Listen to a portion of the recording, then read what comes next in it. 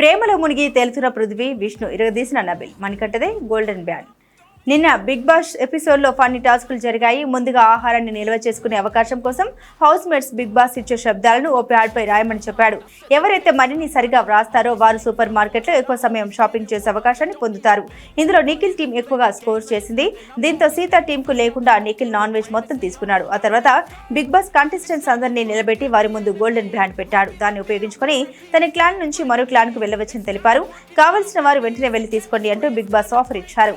నిఖిల్, సీత తమ టీం సభ్యుల్ని అభ్యర్థించారు. ముఖ్యంగా సోనియాకు నిఖిల్ వార్నింగ్ ఇచ్చాడు. నువ్వు నా రైట్ హ్యాండ్, నా పవర్, గుండెకాయ అంటూ సైడ్ వెళ్ళొద్దంటూ వేడుకున్నాడు. కావాలంటే నువ్వు వెళ్ళిపోవచ్చు అని మణికంఠను అనడంతో గోల్డెన్ బ్యాండ్ తీసుకుని ఆదిత్య ఓ మార్చుకుని తన సీత క్లాన్లోకి వెళ్ళిపోయాడు. ఆ తర్వాత బిగ్ బాస్ బీబీ అడ్డా అనే ఎంటర్టైనింగ్ టాస్క్ ఇచ్చారు.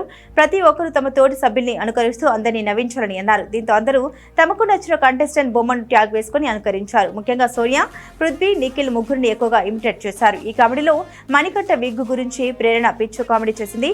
ఇది చూసి మణి నవ్వుతున్నాడు, కానీ లోపల మాత్రం కొంచెం బాధపడ్డాడు. ఈ టాస్క్ లో నబిల్ అద్భుతంగా రాణించాడు. ఆదిత్య ఓంను అచ్చుదించాడు.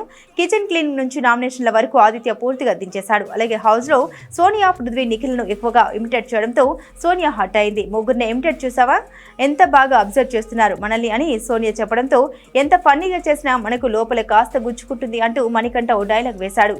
అలాగే ఇంట్లో మరో లవ్ ట్రాక్ మొదలైంది. నిన్నటి టాస్క్ లో విష్ణు కోసం పృథ్వీ లవ్ సాంగ్ పాడినప్పుడు విష్ణు ఉబ్బి తబ్బిబ్బైపోయింది. దీంతో వారిద్దరి ప్రేమను గ్రహించిన సోనియా పృథ్వీ గారిని చూసి భయమేస్తుంది, ఆమెకు పడిపోతున్నాడు, నాకు ఏది నిజం ఏది అబద్ధమో తెలియడమే లేదు, అలా అనిపిస్తుంది అంటూ నిఖిల్తో చెప్పుకొచ్చింది.